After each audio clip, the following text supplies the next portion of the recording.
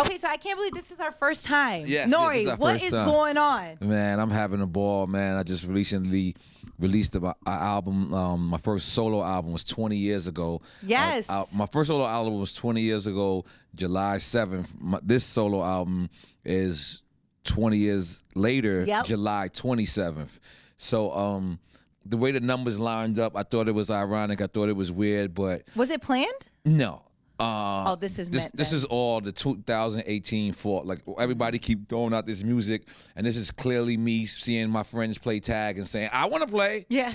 I was like, "I want to play." Like everybody's throwing out their albums, and that's what I can do. Like I'm not a single guy. Like I make great singles. I have made great singles, but I'm an album guy. I like to put together a whole body of work. So when Pusha dropped his album, then Kanye, and then I was like, oh, this is something I can You do. were inspired. And I did it completely. fast. So I went in the studio and I got everybody on there. Most of the people that are on the album is my friends, and I had fun. That's what is important, because music just wasn't fun to me no more. You know what I'm saying? Sometimes you do something for 20 years, it feels redundant, even though if you're making money, or if not, it just. So I wanted to do other things. That's why I went out and I started acting, and then from the acting, Successful I went and did, podcast. I went and did before that. I went and did a reggaeton. I went and had a whole little right. Latin career. Then after that, I came back to music a little bit. Didn't have the same passion, but then I discovered podcasting, and Drink Champs has been nothing but a blessing for me. And then I went on and I did a food show. Yeah. So. Which is called On the Run Eating Out right now. Drink Champs every Thursday on Revolt. And yeah, man, it's just I have to be passionate. I can't do anything unless it's 100% into it. Like I just owe the fans that. So I really wasn't 100% into the music till this year. That's the reason why I did it this year, and you got it this year. You got it. I made it like in July, and you got it in July, like almost. How was it when you did reggaeton? Do you feel like the fans took you in, or were they like, No. Nah, I never did. I feel like the reggaeton fans from America accepted me because I was probably the first record they ever heard reggaeton on the radio. Right. I was the first. I don't care what anybody tells you. If you talking about, Hot 97, Yes. you talk about urban radio, the first time you ever heard a full-fledged Spanish record was mine. All right? I know I'm black, but I'm Puerto Rican too. Yeah. And listen, and so... And I want to correct this because a lot of people got mad when, Fat Joe said, I discovered Daddy Yankee. I did not discover Daddy Yankee. I did not say that. What I said was I introduced him to my audience. The first time you got to hear him on BET, first time you got to hear him on MTV, first time you got to see him on BET, MTV was with me. First time and I'm proud of that. It's not That's like, something to I'm be- not saying right. that. That's I great. I didn't like that his fans took it the wrong way. Right. So I would like to clear it up. That's not what we said. Of course, we know that he had a career before that, but Oye Mi Gato was a big record for all Latinos. Right. I'm gonna be honest with you, and that's a proud moment. It's a proud moment. And look at what he did from there, what he did in his career in the American market. Right. I'm proud of that. So, like, you know what I'm saying? The people took what we said wrong, me and Fat Joe, what we said wrong. We did not mean to diss him if that's what it came off like that. That's not what we meant. You know what I mean? So I like to clear that up too. Of course. And yeah, that is true. Yeah. For your audience, that was the first time I heard. Whole reggaeton period, but then heard of these other people. Then I worked with Don Omar, and I worked with other people, Thego and all this. And when you collab with somebody, you should trade worlds. Like if you're getting on my record, and I'm not giving you my audience, and you're not giving me my What's the audience. point? What's the point? That's why most people don't even do records with each other who have the same audience. You know what I'm saying? Most people who have the same audience is like, it's no problem. Like I can tell you right now off top, I don't know the logistics or the graphics, but I can bet you 99% of my audience, or at least 80% of my audience, is the same as Cameron. Right. I can 100% tell you that. I don't know this as details. Right. I don't know this as facts, but I know his personality. I know my personality. I'm pretty sure that our fans get along. The genre, the era. Yeah, right. The era, There's you know what I'm nothing saying? wrong with that. So that's the reason why this album is important to me. This album 5 Got years. Dave East. You got a lot of folks on here. I got Tory Lanez on Right. there. Seven Streeter. I got Seven Streeter. I got Fabulous, who I never worked with, been in the game Oh with. my- never. Yeah, we never worked together. And this is our first record, and it's dope. And so I wanted to show the people that, because people think I'm 900 years old because I came out in 1997. So people think I'm like You're not. People, I'm only 40 years old, folks, and I will be 41. Damn, you're only 40? I'll be 41 in September. But people think I'm 900. It's because you came out so young. I came out so young, so people always, they don't know that Kanye is older than me, Rick Ross is older than me, Pusha T is older than me. Oh. Like, that's real. This is real talk. Jay like, is older. Jay is older. Yeah. Nas is older. Redman, Method Man, they all old. I was actually the young one in their generation. God. I was the young boy. I was the 17-year-old running around with them. But people don't think that. People think like it'd be crazy how old they think. Like I be talking to kids sometimes. They be like, because when they used to do this, I was like, yo, what do you think? I was in Pampers? Like, what do you think? I'm in a stroller? Like, no, I understand what's going on. But it was dope to even do the album with Mass Appeal, with me being from Queens, me being from Left Rack, and Nas being from Queensbridge, which our hoods always intertwined, and we had records. My first solo album, Nas was on my first solo album. That's crazy. This is crazy. 1998, and me and him actually haven't worked together since now. So it's like everything just makes sense. You know what I'm saying? What's the title for 5E? It's 5E. Yeah, the title of it is 5E, and 5E. For those that don't know, that's a apartment number in New York City, and I heard Fat Joe is from 5E. Jay texted me and said he's from 5C. And Nas told me the other night at my party that he's from 5D. I'm done. So it was crazy because I was like, wow, I didn't know that. I was like, yo, imagine we was all we all lived in the same building on the same floor. How nuts would that have been, right? That's crazy. Word up. So that's what I felt like. When you live in the hood or you live in like a poverty-stricken area, or you live in an area that maybe it's not even poverty-stricken, or maybe it's just a whole bunch of people. You have to learn to get along with different people. You have to learn. You can't walk through the projects and walk by Rhonda and not say hi to Rhonda. You can't do that with certain things. If you gotta go through the avenue and you gotta see Wise, you can't just walk through and just say Wise. You gotta say Wise, how you doing? It's a thing that you have to coexist with. Respect.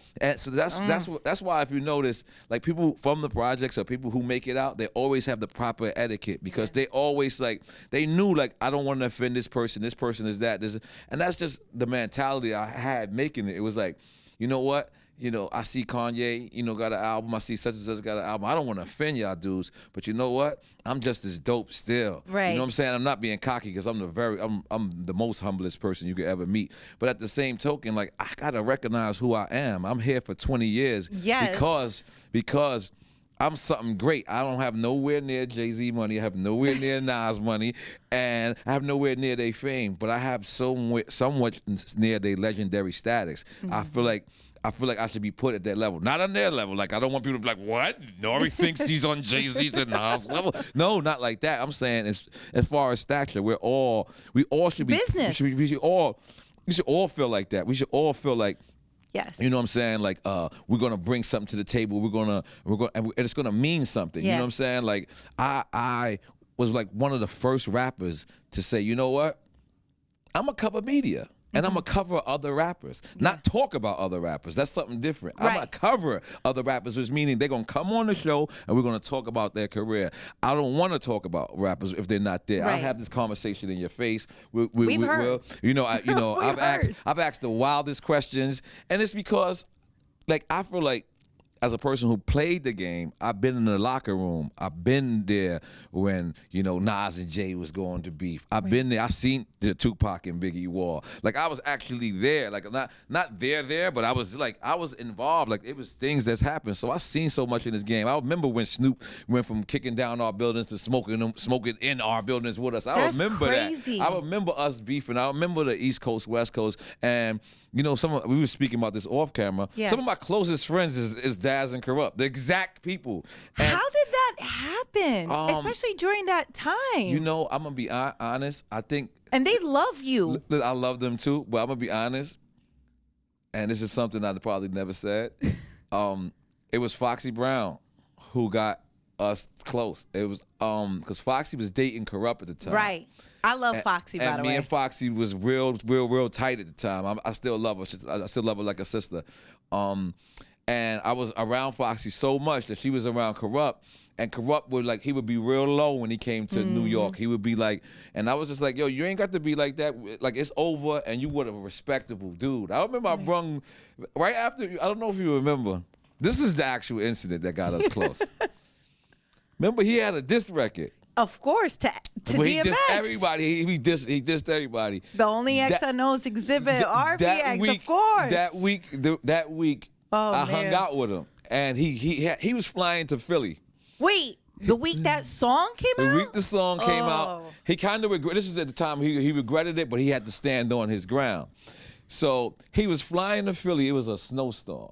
Damn. He had to stop in New York. And I went pick her up, and I said, "You good?" I said, "Listen, you good? You with me? I don't really want to go into any more debt and explain any more like that, but I told him you with me."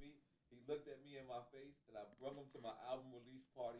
So I remember going to the party with him, and I remember just like everybody who came, because I don't know if you've seen my party that I just threw. Oh, yeah, everybody was came. there. It was the same exact type of night, and everyone respected me, and I think Corrupt seen that and was like, wow. And then me and him, and then I went and visited him in L.A. Wow. And then we just formed a brotherhood, and Daz as well. You know what I'm saying? And now me and Daz, it's crazy because me and Daz speak even more than me and Corrupt now. That's crazy. You know what I'm saying? So yeah, I got love for them brothers. I got love for Daz and Corrupt. I eventually really wanna try to do an EP with Capone and Noriega and Daz and Corrupt. Oh, that would be great. Yeah, That's classic. Let them rhyme on all East Coast beats and let us rhyme on all West Coast beats. Oh, that's so good. I feel like you have so much to share. I feel like there's a book that needs to be in the works. Yeah.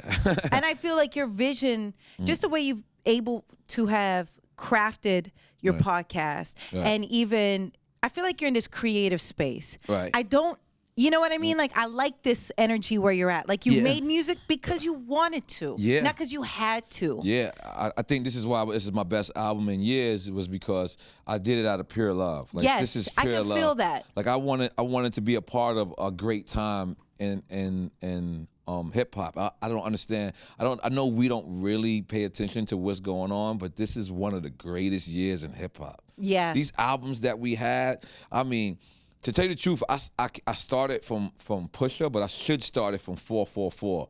Since 444, it's been just this energy in hip hop, and it's just been keep going and keep going. So when it comes to that, I got to start with 444. This year, I will start with Pusha's album because that's how great it is. I personally start with Cole's album. Cole's like for album, me, damn, you got me on that KOD for one. me. Oh, well, 444 came out first, right? Yeah, it did. And then Cole. Okay, I could go with I that. feel like Cole set a different.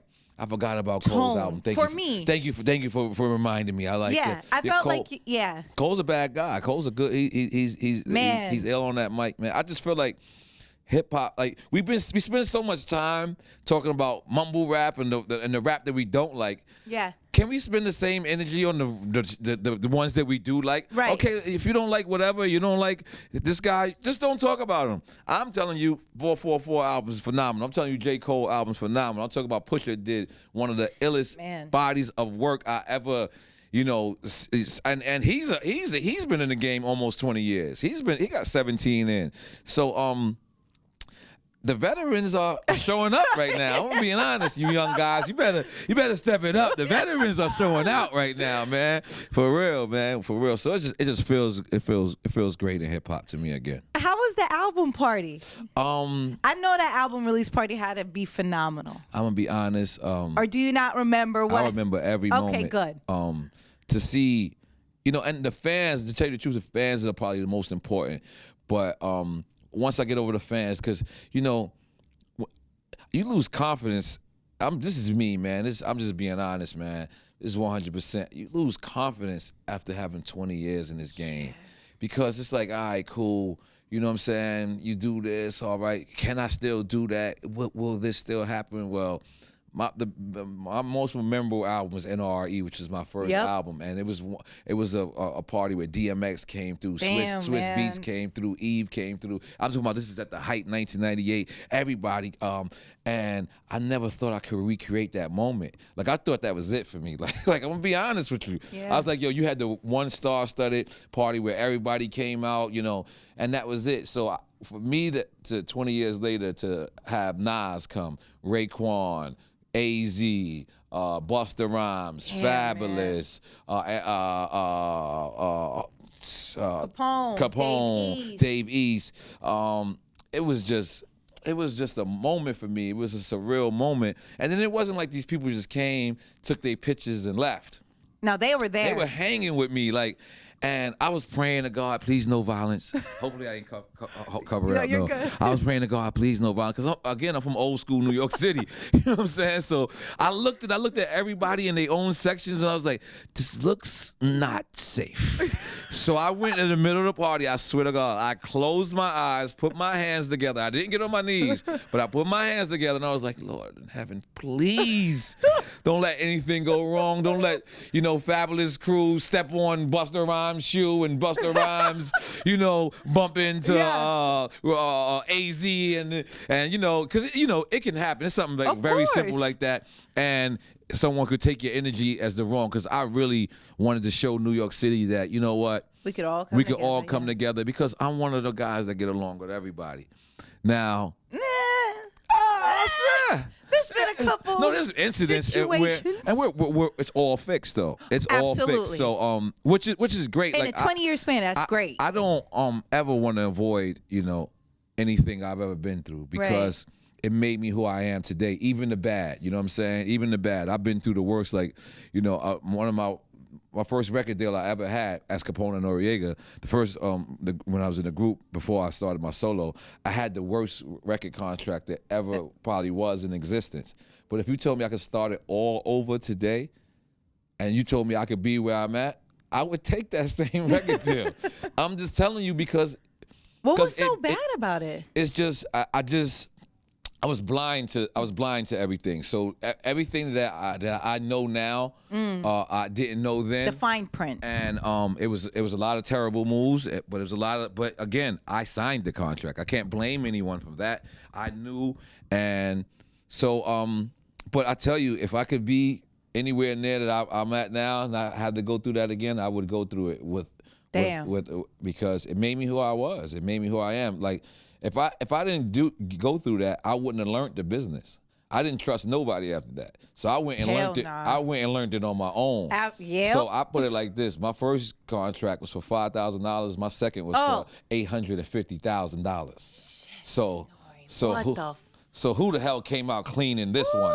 But that whole year I was broke. When the war people, let me just throw that out there. People thought when the War Report came out, I was up. I was still living in the projects. I was still actually selling drugs, B. I'm not proud of this, but I was still on the block, and that was terrible. Cause I didn't know music was worldwide. So people were when my first album, The War Report, this is when I was with Capone and Noriega, they would drive by my hood playing my album, but I didn't know what that meant. Right. I just thought people would think they would see me, but I was still in the hood, still living there. It wasn't until like damn. I did a show with Akinelli. I don't know if you guys remember Akinelli. Put it in your mouth. Yeah. But Akinelli's from my hood. He's from Left Rack. So he brung me on a show, and when I came out and I performed, I was in like North Carolina. It was a random state. And when the people knew my vocals, I had to pull them to the side. I was like, I thought my music just reached Jamaica, Queens. Like, I never knew, Pobrecito, right? Like, I never knew that people outside of my hood would listen to. I kid you not, I did not know that. And Ak was the person who showed me that. And then I learned the music business, and I went and got hot. And I got so hot, I got the deal. Got your money. I finally got the deal, and that still didn't make me happy. but that's men. You can never really satisfy. No, exactly. We are bugged out individuals. You can ask for exactly what you want, and then as soon as you get it, you be like, nah. I still want a little bit of typical. I still want a little sazon on the side. Like what? You just asked for this. You got the adobo, and now you want Goya and sazon on the side. Come on. That sounds like a typical man. Yep. How is it working with Pharrell again? I think it's amazing because Pharrell is like one of my just favorite producers of all time. He always like. I don't know why he gets mad when I say it, because I just feel like now he's one of my favorite producers of all time, but he's one of everybody's favorite producers of all time. He's just so humble, and and he doesn't like that? I don't like to be humble for him, man. Like, you know what I'm saying? I told him, because it was funny. It was funny because, me and Pharrell, we made a lot of like street records together.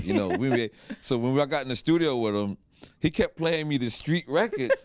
And I was loving them, but I was like, nah, man, that's not where I'm at in life.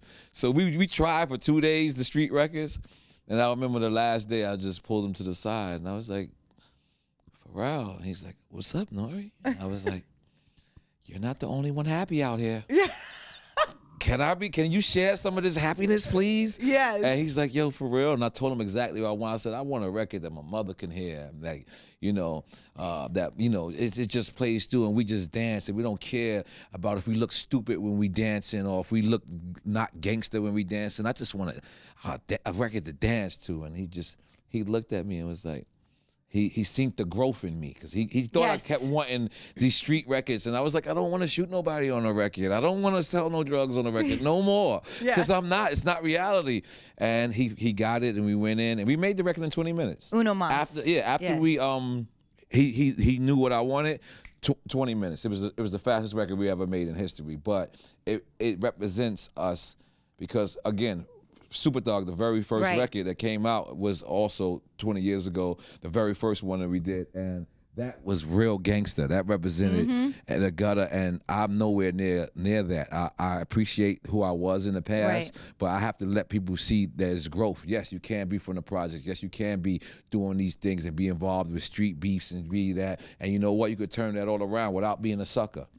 Without being a sucker. Because people turn it around all the time, but they become a sucker in the process. And I don't want to do that. I want to keep my moral respect. I want to keep my integrity. I'm always on time. When a person tell me to be there, I don't waste no one's time, so I don't want anybody to waste my time. That's why for 20 years, people always salute me and they respect me. Don't get me wrong. I ain't been hot for the whole 20 years. I had moments. Yeah. I've had moments. Okay. I've had dry and shaky and moments. I've had those moments. I'm not gonna lie to you, but for the most part, you know that what I say, I mean. I say I'm an honorable person. If me and you are friends and you need me, I'm the type of person that I'll always be there. I'm gonna always be there if I can be there. I'm one of the loyalist friends. I have friends that I've been friends with for 39 years, and not sure if I like them, but I'm so loyal that I just gotta stick with them. That was terrible, by the way. But it's true. I have not heard one thing funny or sideways about you. Because you can't. I've made mistakes, but sure, mistakes are normal. But your character never heard anything funny. Because I always show people the respect, and my father always told me, you treat the president like the maintenance man, and treat the maintenance man like the president, because everyone deserves the same amount of respect. You know what I'm saying? So that's why I kid you not. Like when you come, I'm not gonna blow this up, Birdman. But Birdman Birdman, I had lived in this building. I don't know if he still lives there, so I won't say the name of the building. Right. But I used to live in this building, and I had lived there for like 8 years, maybe 6 years, right? And I kid you not, I knew every single employee in the building. And I'm talking about, this is like a building, it's a residential, but it's like a hotel. So this is like nice. This is mad. This is a lot of employees, what I'm trying to tell you. This is the valet. This is the guy who take the bags up to your apartment. This is the painters. This is the guy who comes in and sprays to make sure the plumber. Like, they all worked for the building. I knew all the workers. And Birdman had to be like, Playboy. Like, he had to call me and be like, yo, they told me I had to check in from like the little guy to the biggest to like the and that's just who he didn't know what type of character he was saying to me, because he was just being funny. He was like, man, they really told me to check in. Like, and he's like, yo, everybody really knew you. And that's just who I am. I walk around, I know people's birthdays. Wow. I remember like, if a person is going through something, I try to be the best person I can. And that was if you want to describe me, that's how I would describe myself. Is I'm gonna know the intern the same way I know the CEO. I love that. You know what I'm saying? And I'm gonna treat them the same too. That's why everyone always wants you to win. Yep, I believe that. I 100% believe this because of how you've treated people along the way. Yep. Yeah, it might have not been eye to eye at times, but it's always been respect. Yep. Somewhere along the line, like that Nore's always been solid. What do you want your legacy to be when it's all said and done? I want that to be my legacy. Because I feel like that's so much of you. Yeah, I want a person to say that. I want a person to say that this guy, he was honorable even at times when he shouldn't be. You know what I'm saying? I want that. That's real to me. Like when I travel with my wife. You know what I'm saying? She's my best friend. I love this. But the times that I'm more is when I'm not with her and like temptation comes at me. Not to say I'm perfect or in any way, shape, or form, but when temptation comes at me and I hold it down like a man, there's nothing that makes me feel more. Don't make me get emotional, but there's nothing that makes me feel more like proud of, like, you know what I'm saying? Because it's like, I remember at times like just hurting people, and I just don't want to hurt anybody no more. You know what I'm saying? So that's just really that's what I want my legacy. I love to this read. growth, man. Right. And you know what? The album cover, when you see 5E and you see you youngin' with boxing gloves, where was that taken? Well, that was actually because you know I'm Puerto Rican, so I was boxing with one of my uncles. Okay. And my uncles are younger than me. That's what I'm saying. That's Puerto Rican shit. My uncle is younger than me, right? So we had a boxing fight, and my brother was he was like supposed to be my coach. So that moment happened right after that. But not only that, I thought how that album picture got picked was dope because Peter, the guy that runs Mass Appeal, and Nas is there overseas living their life in of course he is. in Russia. Yeah. And so they that's the only thing they fought me on. They was like, yo, we think the album cover is not solid enough. So I was like, oh, okay. So I'm gonna send you guys more pictures, and you know, whenever you guys get a chance. They was like, no, send it right now. I was like, for real? Because if I would have been in Russia at the World Cup, I wouldn't have been thinking about me. Yeah, for sure. I was like, I felt so cool. I was like, oh, okay. But I sent it, and they was both like, yo, that one is it because it seems like victory. And for you to be here doing what you're doing, you should celebrate victory. So, damn, that was a good decision. Yeah, that was it. That was the only decision I lost on. Because I still did want the other cover, but I was just like, you know what? What was the other cover? The other cover was similar to that, but I was holding a baseball bat.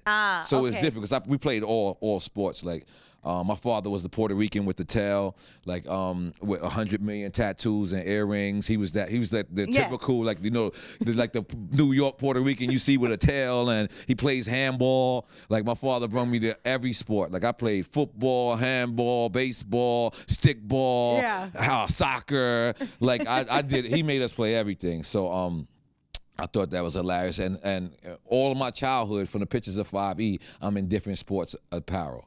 Like, so, he forced me to be a sports player, and I'm not pretty good in probably, like, no, I used to be good. I used to be good in ball. I was good in baseball. I was good. I got the most trophies in baseball. Dodgeball, we saw in the video. I love dodgeball. I saw that. Yeah, I love dodgeball. Did anyone get hit in the face? Yeah, that was actually real dodgeballs, real getting hit in the face. People had to sign waivers and all that. Big up to Michael Garcia. He shot all the videos for the project so far. He's dope as hell. That was another dope video for me and Fat Joe. Fat Joe is just like, he's just like, you know how you would get divorced. Yeah. I think like you should like be able to like put people in your family, like the same way you could get divorced and be like, yo, I don't want this person back in my life no more. Yeah. I think you should trade cousins too. Like I'm like the cousin that you don't like, you be like, yo, listen, man, I'm gonna just trade you to Fat Joe's family, and then we're gonna give Fat Joe. I think we should do that. Like, and Fat Joe will be one of my cousins. I swear to God. It's hilarious, man. I love that. Yeah, that's my guy. When you see this kind of friendship, it just puts everything in perspective on who you are, your character, right? Because it shows a lot, man. Well, that's 100% pun. I'm gonna be honest with you. That's 100% pun working from heaven and saying, let me keep my friends together. You know what I'm saying? And thank you. You know what I'm saying? Because I believe in that type of thing. Like, you know, that people are keeping that type of, because you don't seldomly have relationships for 20 years. Hell no. And I'm talking about in real life, not just in this industry. Not industry. This industry is horrible. It's terrible. Like the people who's behind the scenes, hopefully I got the mic right. Yeah. Everything right with the mic? I'm sorry, I had to change hands for a second. The people that's behind the scenes, you just see the glitz and glamour, and you see the glory, and you see the money, and you see the cars, and you see all this, but you don't know what the hell goes on to certain people who do certain things to get there. Yep. And they'll cut their own people throat, and they'll stab them in the back, and it's actually if you take away the money, this industry ain't worth it at all. Right. I kid you not. If you take it, I remember they used to ask me like, "Yo, you love rapping?" And I was like, "Love." Said, "Would you do it if you weren't getting money?" And the young version of me was like, "Yeah, definitely." The old guy in me is like, "Hell no, hell no!" Like because of so much dishonorable things I saw in hip hop, because of people not keeping their word, and because of, I got immune one day. A guy said to me, I don't want to say his name, but a guy said to me, man, because you know how it is, you know how these rappers is, and I wanted to protect them. I want to correct them, excuse me. I said, you can't, that's almost racist. Right. And he said, what? And he said, why is that almost racist? I said, because being racist, you say, you judge one person and you judge his whole character behind that. Right. You said this guy didn't come on time because you know these rappers. I am here a rapper, a successful one at that. And I was here 30 minutes prior. And he goes, oh, so I said, yo, you can't just blame one person and just blame a whole group of people. You know what I'm saying? So I want to be the guy that defines those odds. You really are on time. No, I'm telling you, Fat Joe is on time too. Fat Joe had a couple of times. I'm not gonna lie. But yo, Fat Joe has got better. Let me just tell you something. I used to invite Fat Joe to a party. He would be there at 10 o'clock. Like, who goes to a club at 10 o'clock, Fat Joe? And so he's gotten better with that. He's gotten better. Like EFN, you ever met EFN? Yes. He's my Cuban Mexican friend, the partner on Drink Champs. Yeah, I've heard. Listen, we used to go to Sobe Live on South Beach, and he would be there at 10 o'clock. Now, I don't know if you know, I know you've been to Miami, I know you know Miami, but clubs don't even start getting packed till 2 a.m. And he would be there early. I swear, kid you not, he would be there with the people cleaning up.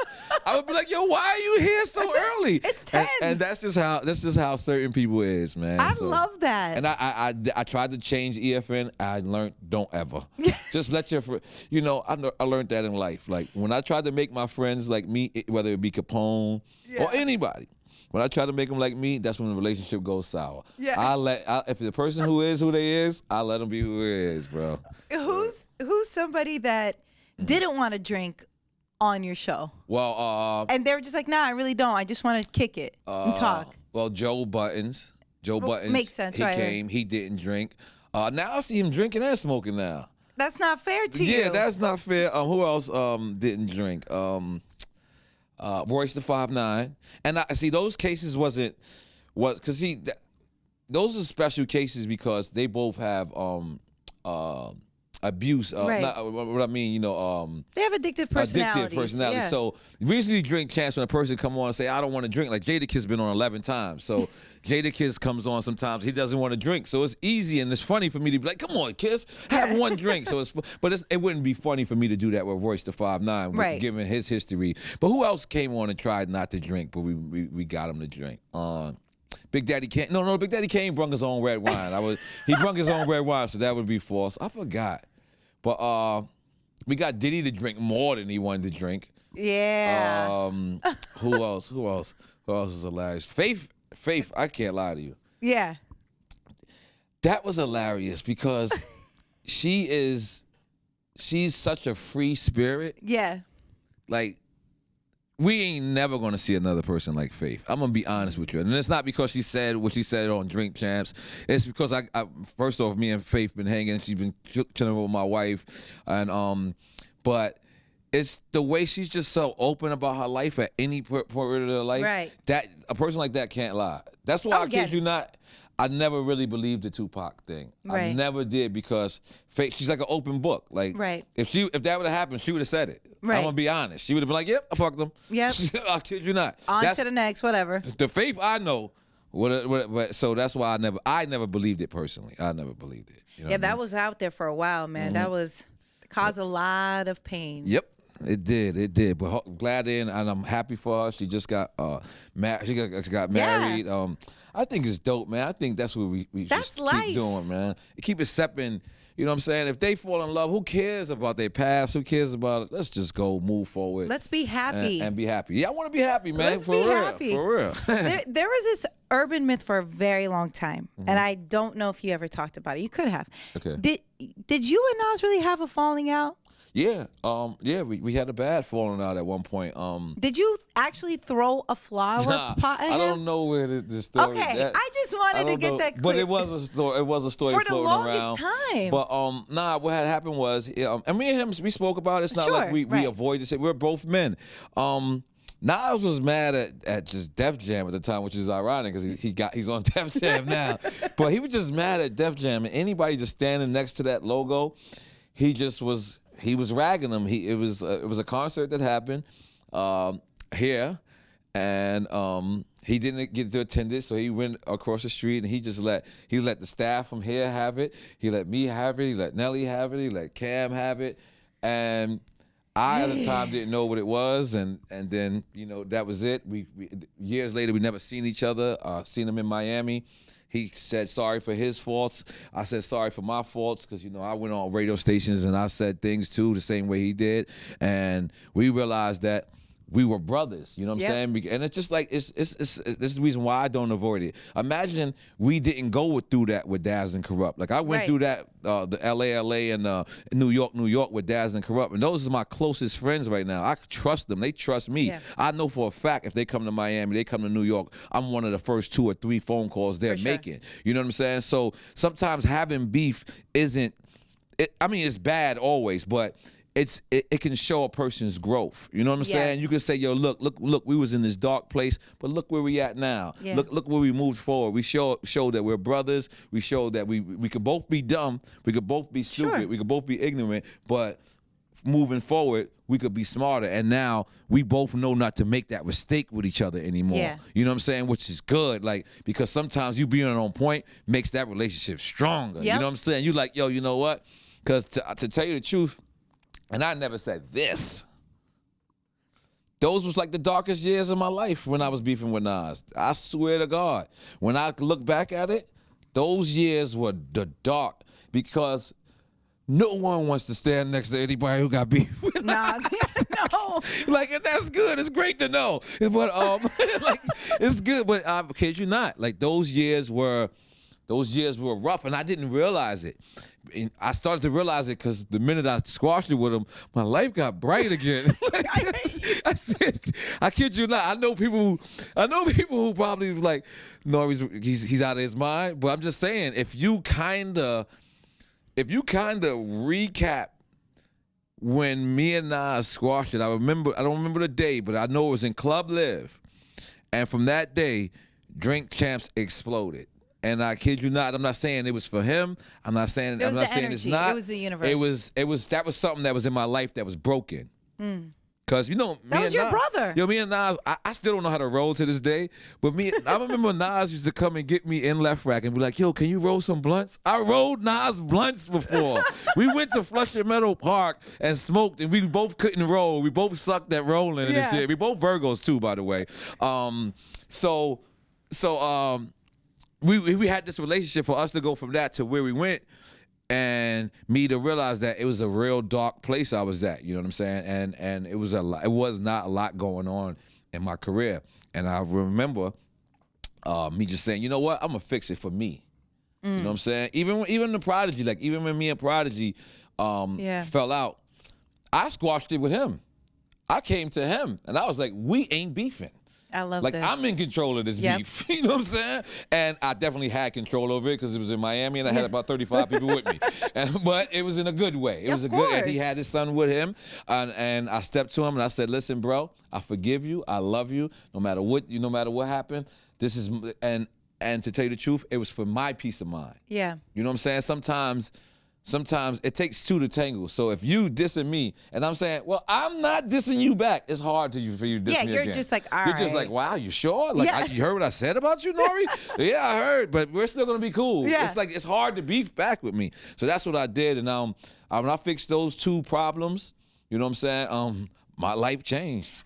You know what? I think, now that I'm thinking back, my life changed because I kid you not. You've been on the up and up, but I mean, I also feel that you've created such great relationships with people that people want you to always win. Yeah, I believe that, but also fixing. But also, I gotta be honest with myself. Meaning, if I've noticed something wrong, I gotta face it head on. And those were the 2 problems that I knew that I had to fix. I had to fix that, even though I thought I was right in both of them situations.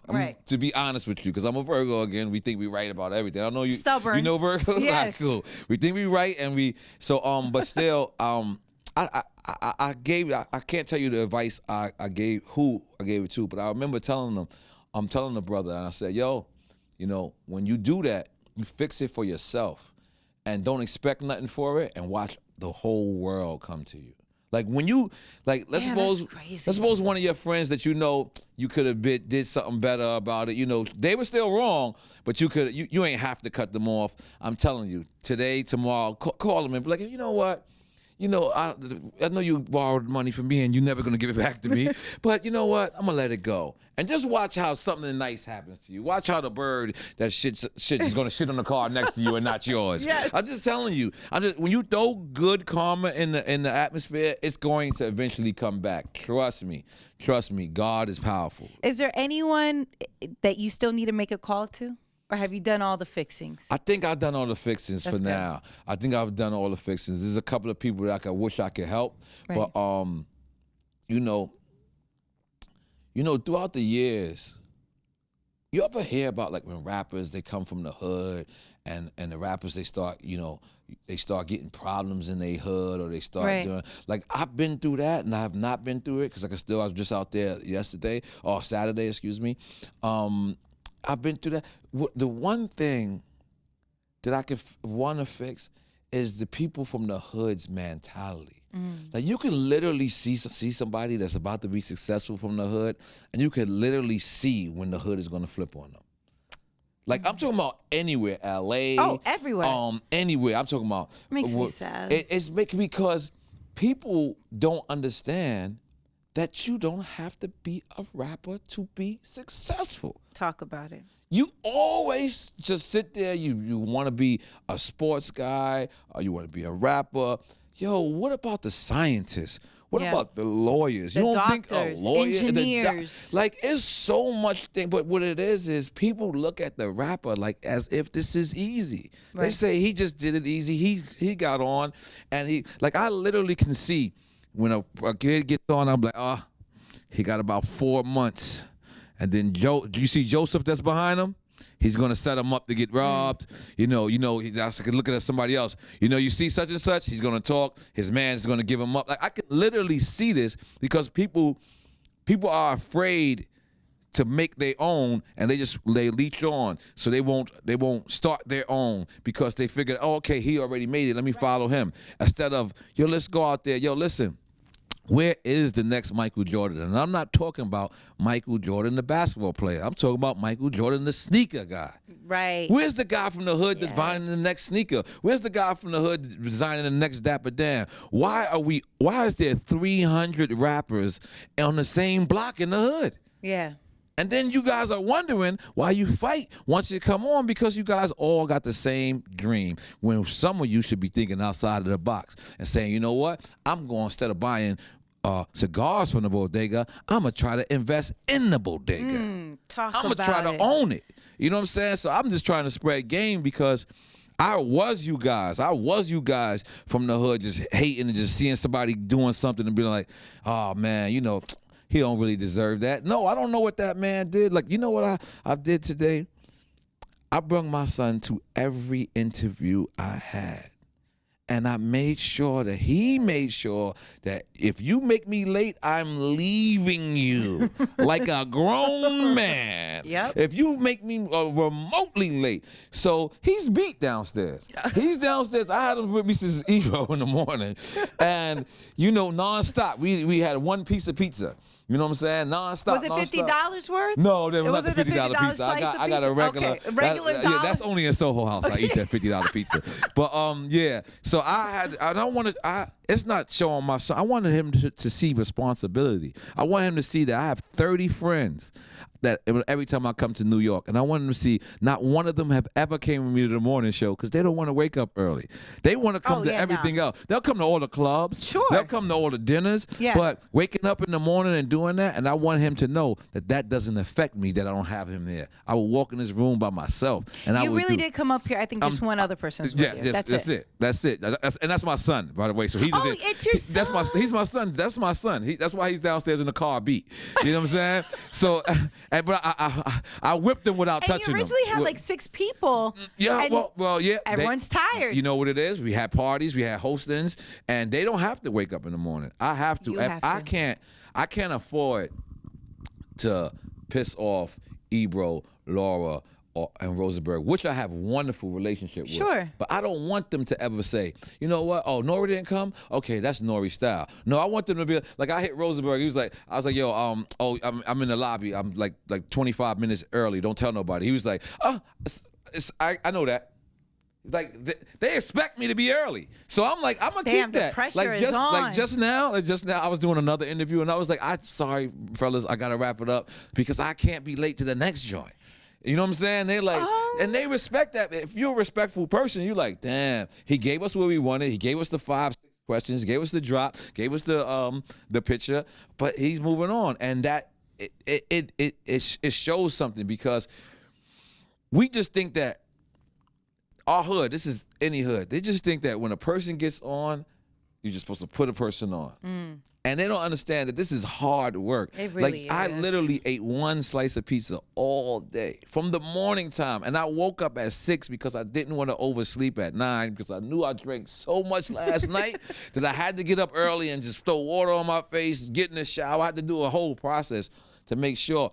But I knocked on my son's door because he's staying in the hotel room next to me. So I knocked on his door and I was like, you know you're not my son today. Yeah. Like you're gonna be here working.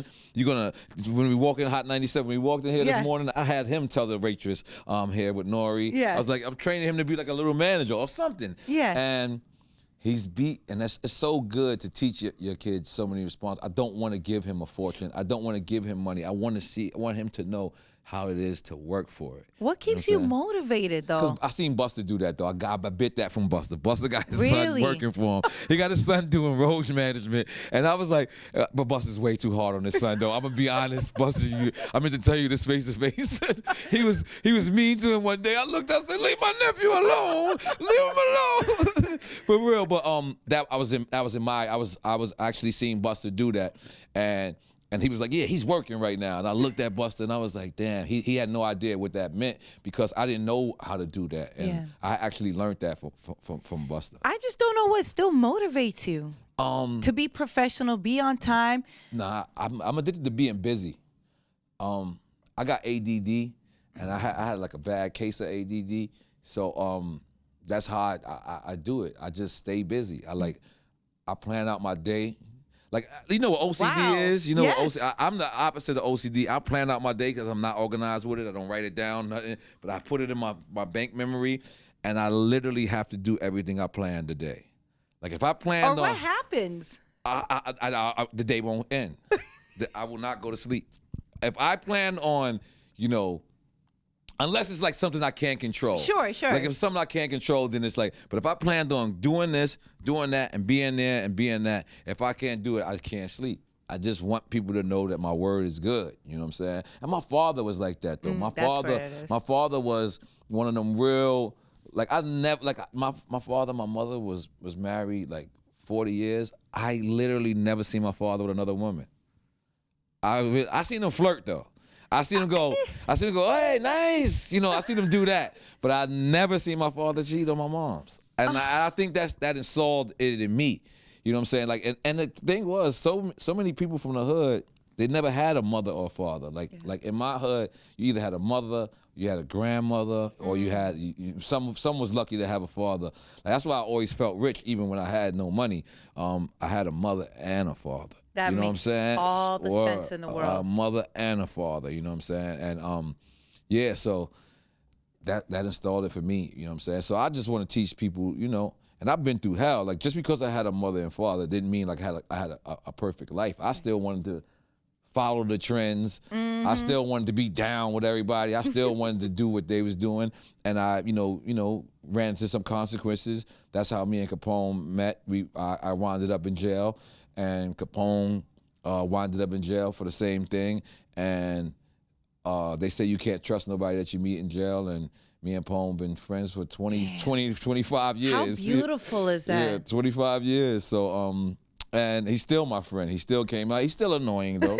He's still annoying. I'm sure I'm annoying to him. Like, after 25 years, you know gonna everything. Get annoying. You know everything about each other. So, But you know, that's friendship right there. I'm with him through the bad, through the good.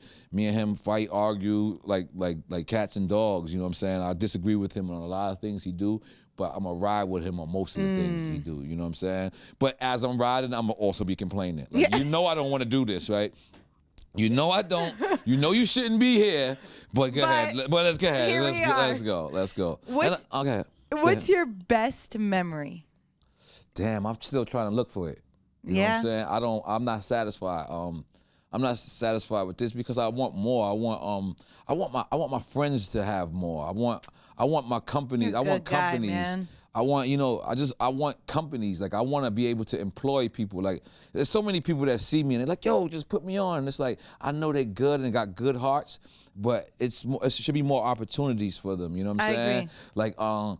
Like, it should be more programs for people, like, other than hip hop, like other than rapping. Like, it bothers me that everybody just want to be a rapper. Yeah. Like, it bothers me that everybody just want to be sports. And don't get me wrong, it saves so many people's lives.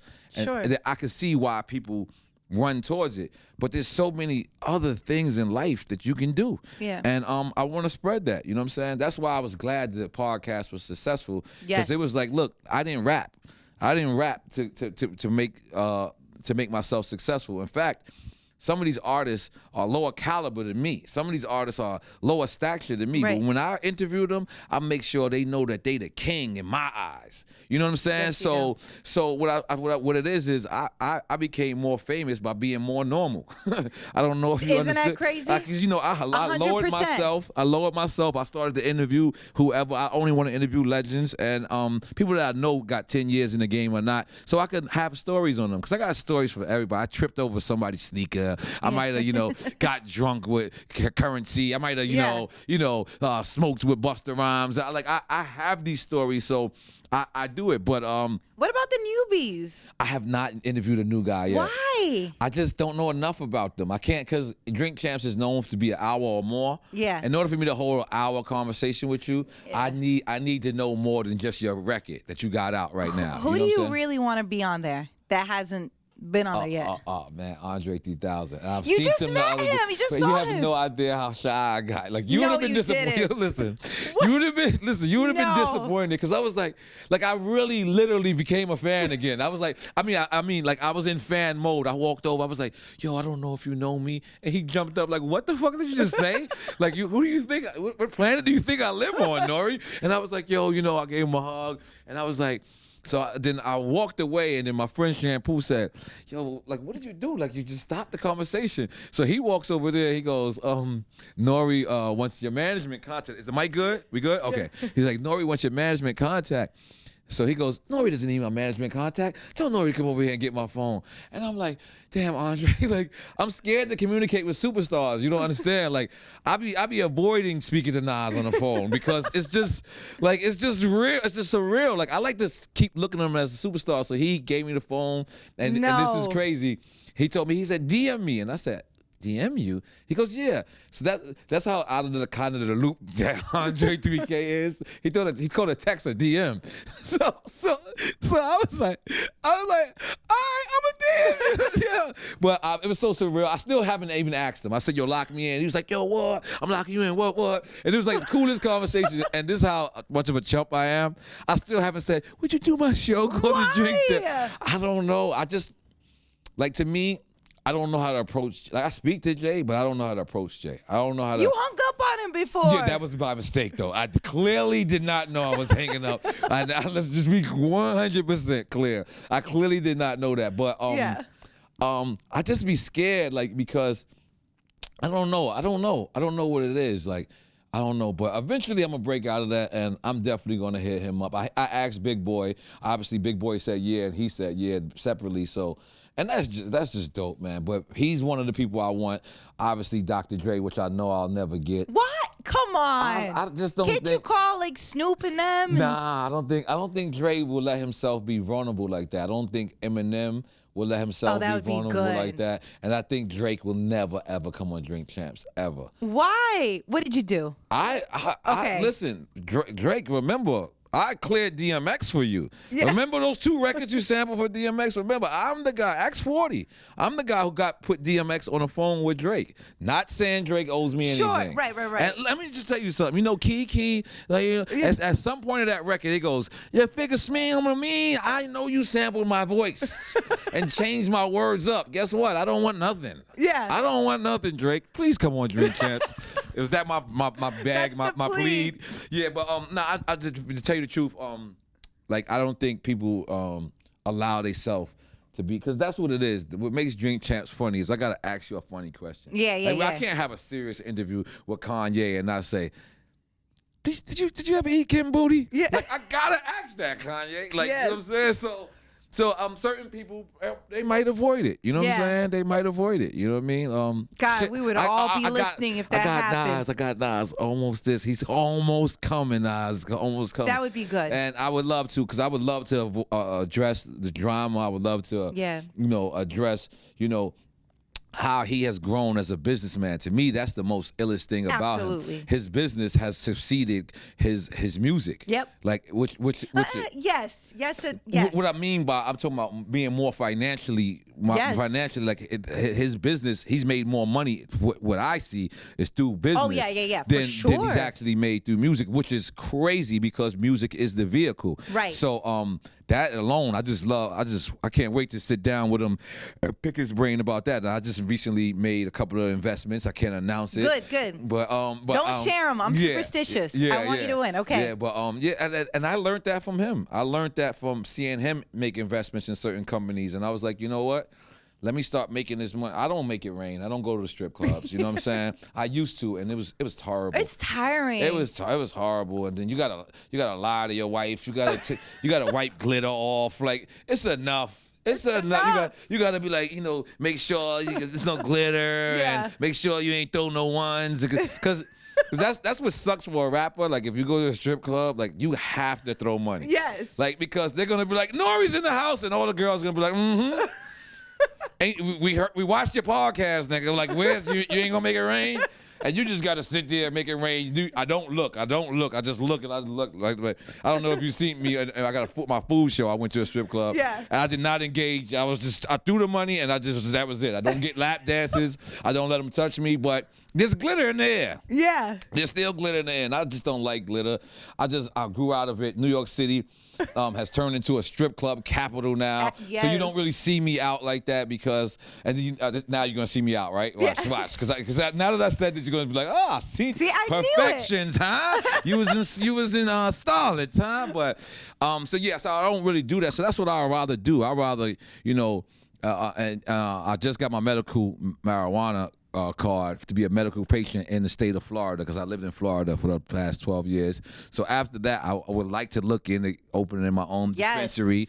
So, you know what I'm saying? I'm getting into all that. So I'm saying that to say this, kids, Nas used music to go somewhere else and made more money to go somewhere else. Nore's use music the same thing to try to make more money somewhere else. So why don't y'all skip the music part and just go make some money somewhere else? Tech because world. That might be even easier. Yes. You could be the Michael Jordan of the tech world. You could be the Michael Jordan of the app. Stop trying to just be a rapper. There's so much more than being a rapper. And I know you're probably gonna look at this and say, well, this is how y'all did it, but guess what? You can be better than both of us at this. Damn. You know what I'm saying? For real. And that's why I'm not teaching my son to rap. I'm teaching him to be the person behind the scenes. You know what I'm saying? So he can control it, so he don't have gray hair.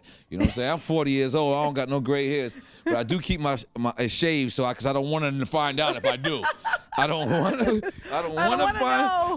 find out if I do. I did see one gray hair right here, and I told my barber, get rid of that so fast. That's the life hair. That's life stress. Okay, so before you go, I wanted to play a word association game. Love it. I love it. Okay, all right, here we go. Biggie. One word. Best. Jay-Z. Best. You can't use the same words. Okay, so Biggie. Legend. Jay-Z. Legendary. Drake. On his way. Donald Trump. Pass. Kanye West. Genius. Tupac. Revolutionary. Nore. To be continued. Yes. Nah, Nore, I want to a person that one word. One word. One word. Honorable. I would have to say that is the Honorable. word. I'll pick that. Yep. And in honorable is N-O-R somewhere. Yes. N-O-R somewhere. Yeah. Cause I tried to make that album cover, album title one. I was going, but it came out whole Nore, and I was like, nah. We can't do I was like, whole Nore, maybe not. But yeah, and that's something I even want to promote before we get up out of here. It's like, guys, it's cool to love your girl and show that you can love your girl, bro. Like, you guys are retarded out here. I don't mean to use the word retarded in a bad way, but so many people. I see so many people lose the right woman in their life, and women use the right man in their life because you fronting for Instagram, or you fronting because you don't. It's cool, man. Like being happy is dope. I love being happy. Like being happy is dope. Like, it's not overrated. That's one thing that's not overrated. And I see so many people like, let Instagram ruin their relationship. Let the internet period ruin their relationship. You think you got to be doing what everybody else is doing, and you got to be putting the phone in your face and all this. Man, listen, let me tell you something. I put a lot of my life on Instagram, but I'm way happier off of Instagram. Talk about it. You know what I'm saying? Nore. I'm way happier off of Instagram. So some of you people, you need to be happier off of Instagram too. If you don't get a like, you don't feel like your day is complete, and that's just wrong. Look, if you listen to the record, I said the mark of the beast is in your hand. Two hands holding your phone. It's like you pray to it. You don't even realize that you a damn slave to it. Every day, I take 2 to 3 hours and turn my phone off. 2 to 3 hours, like almost every day. Or maybe like lately, it's been like only an hour and a half. But I'll take it off and I'll just do some form of meditation. Now, when I say meditation, I'm not on the floor and crossing my legs and nothing like that. I'll just sit down like how I'm doing now, and I'll turn off the TV and I just look at the wall and I just think about everything, because I need that peace of mind. Because although I think I'm dope, and although I think I'm a legend, I think I'm incredible too, but I also want to never forget that I'm a father. I also want to never forget that I'm a husband, and I don't want to ever have to be Noriega to them. You know what I'm saying? So I'll turn my phone off and I'll just I'll concentrate on being normal. Yeah. Like the other day, this was crazy. For 6 years I have never been to a barbershop. Barbershops come to me. But I got tired of it. So I woke up in the morning, I called my DJ. I said, yo, listen, I want to do some of the most regular shit ever. So he's like, all right, cool, I'm going to go pick you up in Raccoon car. He picked me up in Raccoon car. It's a Malibu, and I didn't know that cars come without leather. Like, I didn't. Yo, no. I've been out of the loop for quite some time, I've been working real hard. So I went to the barber shop and just did a whole bunch of regular things to do. I went to my hood. We went and barbecued. I didn't buy no lobster. I didn't do nothing. In fact, I didn't buy nothing. I made sure I ate off of them. I ain't even buy the bud. I made sure they gave me the bud for free. I'm not good for it. I made this hood famous. and they came and I literally lived off of the hood. I lived off of the land. And it made me sane. I told my wife, because my hood is still a little rough. Right. My wife, I need to do this by myself. You stay? Just stay home. And I literally stood there.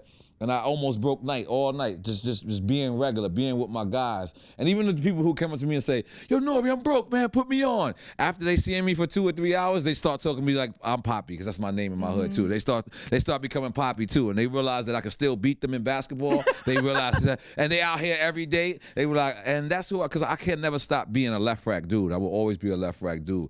But I always do that. So for y'all that you are because we are all addicted to it. Oh, we yes. are all addicted to it. I don't care who you are. So turn off your phone once in a blue and get your life straight. And I also would like to big up Kaepernick, man. That I never met him, but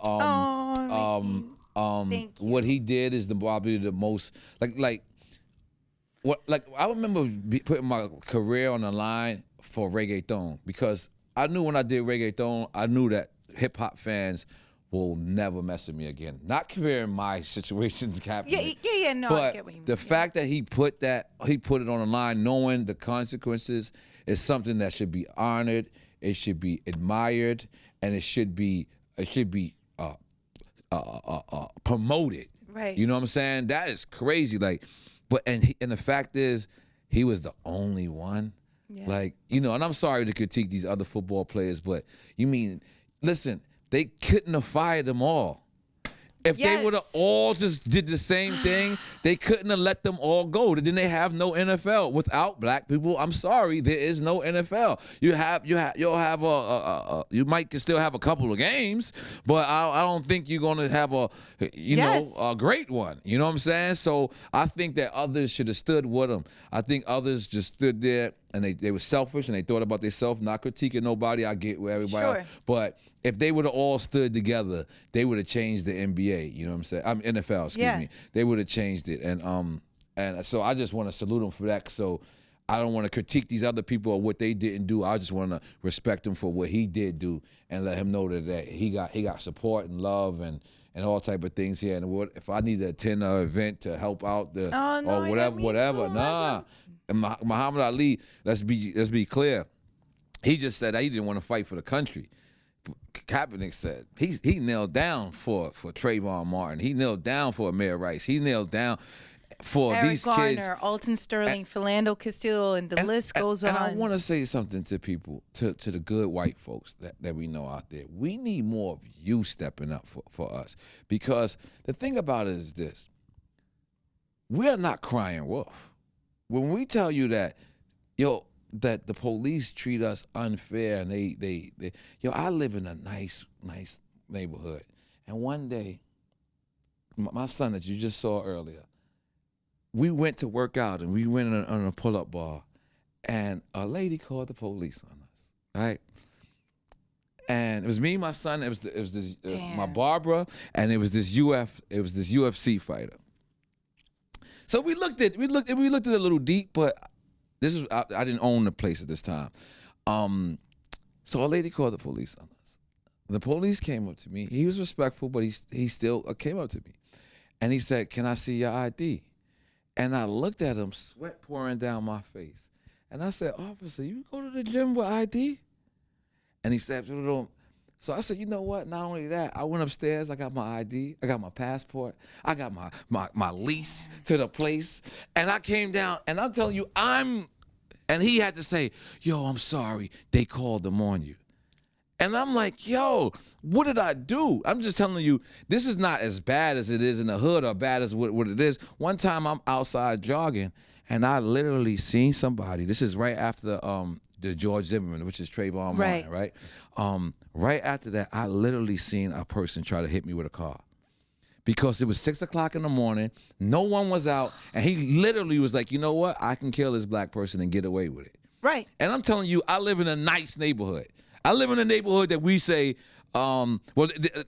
this neighborhood I'm talking about, it's not the neighborhood I live at now, but this is the neighborhood, what I'm talking about was the neighborhood where you say, this is where I want to go as a person who made it in life. Right. And I'm telling you, I still deal with it because people think that they can just get away with killing us. Yes. And that has got to stop. So Kaepernick, I 100% love you and appreciate you for that because we are not crying wolf out here. This is very real, and I have nothing to do with the Trayvon Martin documentary, but I feel like it's something that we all need to see because blacks, Latinos, and people in hip-hop in general, we need to stop the violence within each other because there's so many people trying to make us not great anyway. So we might as well come together and spread love, you know what I'm saying, and get together because this world is good. If I spread love to you and you spread love to her and her spread love to him, this world will become a better place.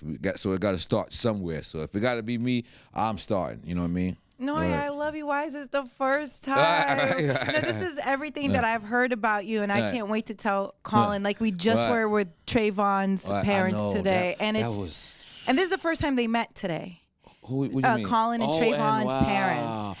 And to see that they never met. Today was the first day. And this was up here? Yeah, it was I was shooting for MTV. Okay, you did say that earlier. My bad. And so it just means a lot. And they need you, right? They right. need that support. Right. And you see the pain and you see the hurt and you just, how could you turn away and act like this isn't plaguing our country, plaguing the world, really? Like, do you imagine how hard it is for them to beat? Because they're strong. basically on a promo tour. Yes. They're basically on a promo tour to promote a tragic event that their son.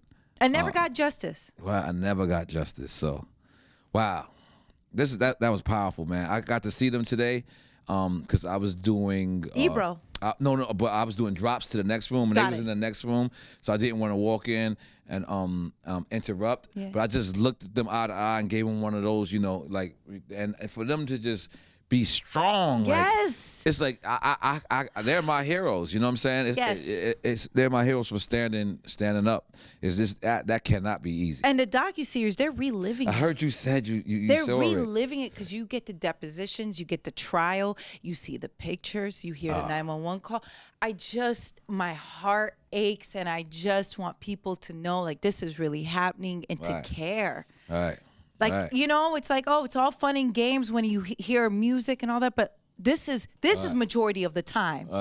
Music is the anomaly of it, the glitter to it, and it's just, we have so much work to do. Yeah, as people, that's why, I'm just saying, man, we got to learn to enjoy each other more and just support each other more. Yes. You know what I'm saying? If you know you coming outside and you know that this brother's going to be there for you and this brother's going to be there, you know that you're protected whether your man is there or not. They're honorable people, and they're going to just make sure you're good. Yeah. And that's what I come from, man. Like, I come from when it was the streets lights on, and these women from the hood would whip me for my moms. You ain't home? That's what we got to get back to, because you know what, that was a nation raising the village. You know what I'm saying? Yes. That's what they meant by it takes a village to raise people, and we just need more of it, man. We need more Kaepernicks, man. Yeah. To tell you the truth, we need more heroes, man. And because at the end of the day, if he hasn't been called that or he doesn't accept that, I want him to know he is a hero. Oh, that's gonna mean a lot. It's hard for him to take it in. Right. He's always like shy. He doesn't want anyone to,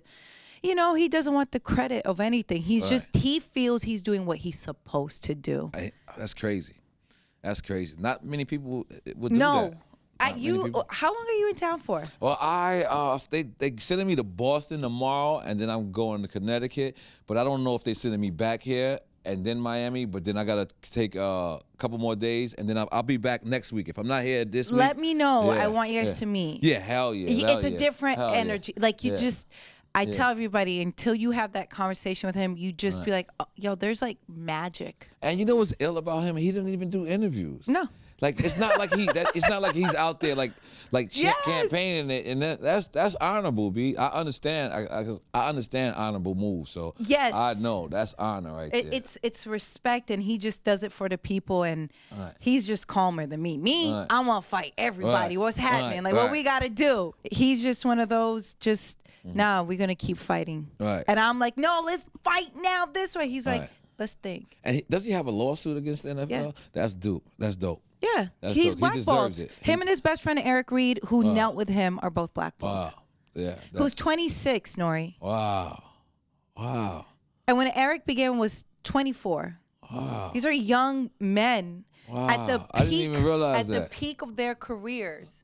Wow. I'm gonna show you a picture of Eric's daughter once we wrap up. And Nore, you have to meet him. Please. This cannot be the last time. You know what the crazy thing was? One time he came to Pup's house in L.A. Yes. I had just left. Damn. I had just walked out, and I think as I was leaving, he was coming in. Yeah. So in L.A. It has to happen, and you're gonna be like, yeah. And he's out here all the time. He just walks everywhere, and the people just love him. Of course, man. He's our hero, man. Like, he's our modern day Muhammad Ali. Oh. And that's what we gotta. So that's the reason why we wasn't smart enough to support Muhammad Ali then. We didn't have social media. We didn't know. So we have to spread this word. We can't not.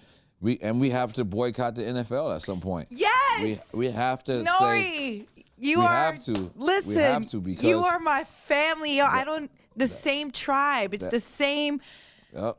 When you're brought up around the same energy, like, look, it takes a village. Show respect, show love, loyalty, honorable. Yeah, we have to at some point. Us as people gotta want respect as people. I heard T.I. say that one day. It made me bug out. He was like, we should just stop buying only our own. Right. So imagine if we came out and we just said, yo, we're not buying Nike no more. Yeah. We're only buying whatever clothesline it is. Do you know how much Nike will cater to our needs? Yes. If we was to say, yo, we're not gonna go to no NFL games until such and such, you know how much. No jerseys, no games, no nothing. If we was to get together and say Hillstone, which is like the Houston's restaurants, which I love Houston's by the way, but Hillstone, the franchise has been accused of, denying Latinos and blacks tables. Do you know if us as black people and Latino people said we ain't gonna ever eat in none of these restaurants, and we're gonna eat in certain restaurants, and we're gonna bring our money to? So do you know how much corporations will listen to us? Yes, they will come, because Nike is a $1 billion company, but most of their shit is coming direct from hip hop. Right. It's coming direct from hip hop. So if hip hop had the power to make people buy records, we got the power to make people say you should buy this. Invest into Rockaware and not into whoever it is. I don't know. Something that's not a part of our culture. Something that doesn't respect our culture. We would be a lot more powerful in life if we knew how to direct our dollar the right way.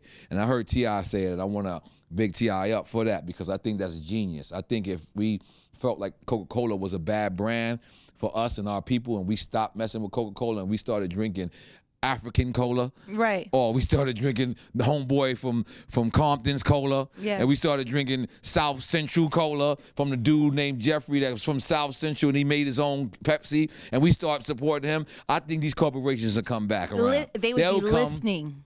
And they would listen, and they would also say, you know what? They would correct the police department, because they would have an obligation to. Yes. You know what I'm saying? Because it's coming down from the corporate the top of the top. Corporations are deciding the policies for us because they got the money, so they can go to the politicians. And I try to explain to people it's all connected. So when you take your money and you hold it, you'll watch everybody get right. Like I'm sorry, I'll change the subject a little bit, but I remember representatives of Chris Style said, we don't want people from hip hop drinking our champagne. And I still see people from hip hop drinking Chris Style. And it's the most disrespect. He literally said he can live without hip hop. Hip hop, we should have showed him how to live without hip hop. We should have showed him. We should have went so hard when Jay bought Ace of Spade that Jay couldn't even keep her own bottle in his house. Yes. That's how hard we should have went. We should have showed Chris Style how important we are when those stocks drop. Yes. Because when hip hop, and maybe he didn't need hip hop, but when hip hop was messing with Chris Style, trust me, your stocks was up. So we should have never went back to drinking Chris Style ever. And I still see people, and I won't say their names, and they'll just, because it's vintage, I drunk some Chris Style. No, that man said he doesn't like us. Period. Why don't we do that? Why don't we just get away from it? And it's not a race thing, because to me, hip hop is his own race. If you're a part of hip hop and you're part of the community, you're part of the culture, you're hip hop. You know what I'm saying? And then you're white. You know what I'm saying? And then you're hip hop, and then you're black. You know what I'm saying? Because we gotta put hip hop up, man. We gotta honor hip hop. And yeah, man, I'm telling you, if we start supporting our own brands, we won't need corporate America. We will be corporate America. Yes. You know what I'm saying? And we should show them that. And I don't want to claim it like it was my idea. I heard T.I. say that, and I was like, we all in it. I said, no wonder he used big words. He really is smart. Because I said that is genius. Like if Timberland is out there saying something and we put all of our energy into a different corporation, watch how Timberland comes back. So fast. And it's the same thing. That's why I like even Master P attempting to create a football league. I like that Ice Cube with the big on three. So it can be something outside of it. And it's just really what it is. But Kaepernick has to be saluted. He has to be promoted. This cannot go unsung. You know what I'm saying? Oh my God! This cannot go and if things don't happen, we gotta ban the NFL. The NFL is getting whack anyway. Yeah. You know what I'm saying? It's getting whack anyway. So we gotta ban it if they don't respect our people. Look what he's saying. He's saying he's kneeling because Police brutality. And it's still happening. Right. Him kneeling is not still happening. The police brutality is still happening. So what are we saying, corporate America? Yes. What are y'all paying attention to? Listen, it's happening, regardless of what. So it is what it is, man. I'm proud. I'm proud to. I never even spoke on this because in Drink Champs we try to stay away from two things: politics and religion. We try to stay away. Doesn't mean we don't know politics and religion. We just want people to come to us. When they come to us, they just have fun, right? And just we're gonna be bullshitting and all this, but. On this platform, this is a perfect platform for me to speak on for something sure. like this. And especially I'm not drunk. Yeah. You know what I'm saying? I don't feel like talking politics and talking something deep like that and maybe a little Slytherin and you take what I'm saying the wrong way. I need to be sober having this conversation. I needed to be exactly how I am having this conversation because I don't want people to take my words in the wrong way. Nore, thank you so much. Well, and you can't come back here and not tell us because I really, really want you and Colin to meet. Absolutely. I'm excited about that. Okay, man. good. I'm excited. So thank you again for having me. Of course. It's your boy NRE, man, 5E. It's not apartment 5E. People keep asking me, is it called apartment 5E? It is my apartment. But it's just 5E. But the title is, it's just 5E. So, like I said, man, go out there, go get it, support a real legend in the game. Support a real one, for a real sure. legend, a person that did it with admire, didn't do no sucker shit, wasn't perfect, and has his flaws and recognizes them. And I use my flaws to my advantage sometimes. Yeah. But I do know I got flaws, and I know I make mistakes. But I really try to live my life by it, and I had fun making music, which is ironic after 20 years of doing anything, you get tired of it. So for me to have that passion back is because it was there. You can't fake passion. You know what I'm saying? So I really got my passion back because of this great, phenomenal year that we had in music, like you said, starting from J. Cole to 444, the Pusher, to all this. We had so much great albums. I wanted to participate in hip-hop again and give my piece of the story. And I had a ball doing it. Master Pill Records, thank y'all for supporting me. Nas, thank you for holding me down. Peter, Jeff, Al Lindstrom, Annie, Brooklyn, and all the staff up there, Jungle. Had a great time, man, and let's keep doing business. And thank you at Hot 97 and Hot 97. Thank you, Nessa. Thank everybody, and we out here, man. Definitely. Thank you. Thank you.